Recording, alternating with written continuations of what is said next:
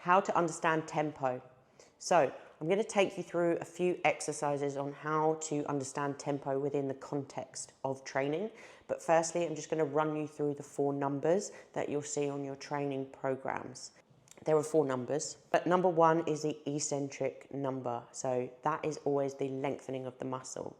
So if you can get your head around which muscle in that exercise is lengthening, then it's going to make it a little bit easier for you to understand. But you've always got to remember that the first number is always the eccentric number. No matter where the exercise starts, number 1 is the eccentric number. So lengthening of the muscle. That is the most important number out of all of the numbers.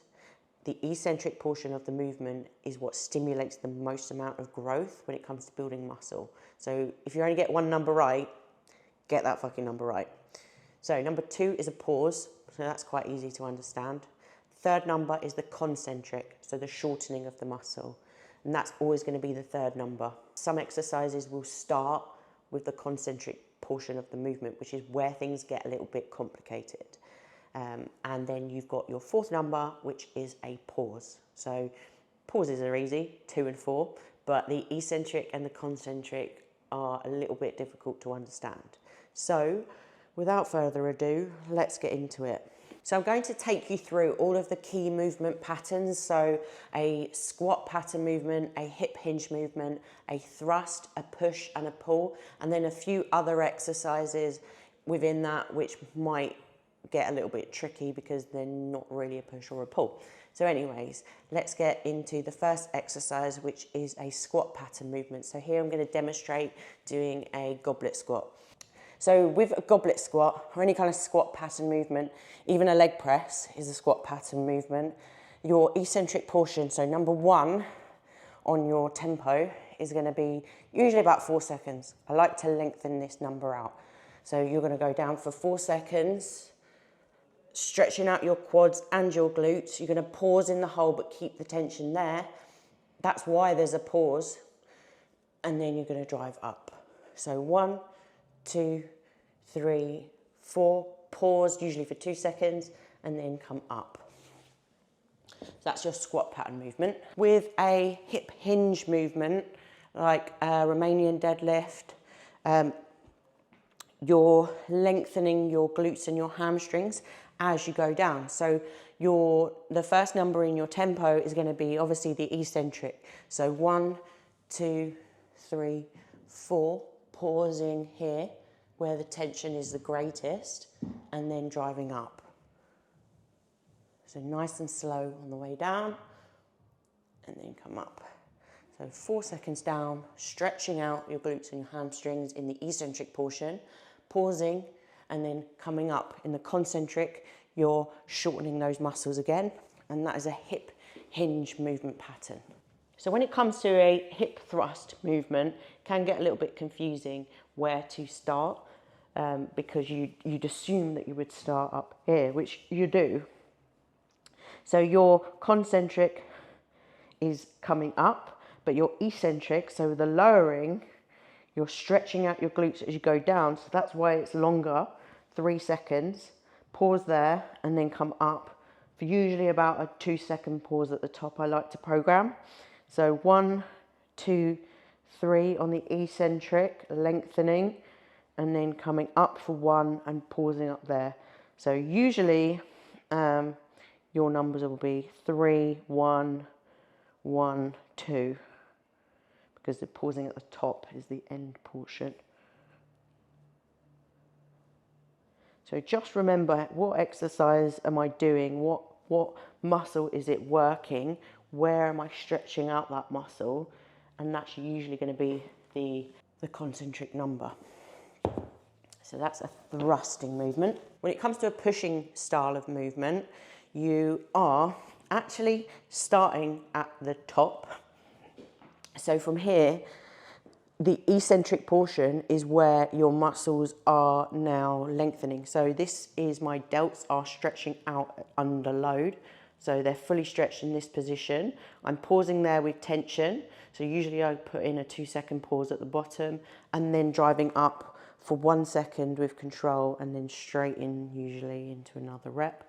So you're lengthening there. And if it was a chest press movement, you're stretching out your chest there. So slow on the way down or back if it's a seated chest press machine, and then coming in for 1. So always come in for controlled.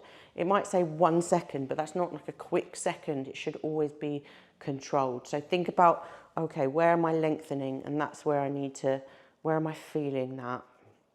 And that's where you need to slow it down on that eccentric.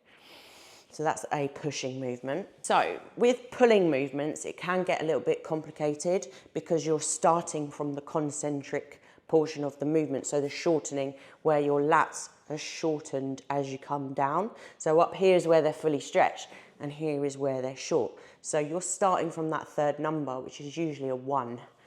So you're going to pull down for 1, pause there, which is usually a 2. And then slowly come back up for 3 or 4 seconds, stretching out that lat, and then come down. So it's still 3, 1, 2, 3, 1, 1, and then pausing here. So you just got to remember that here is where my back is stretching out on the way up, and that is where you're going to need to pause because the tension is going to be greatest in the shortened portion of the movement. So pulling movements can get a little bit complicated, but as long as you remember that's in the stretch, so you really want to long it out, basically, as you go back to the cable to really make the most of that tension in the eccentric portion, so the lengthening as you go up. When it comes to certain exercises, I like to pause at both ends to really make use of the equipment. So for example, an adductor and abductor machine, I like to pause at both ranges.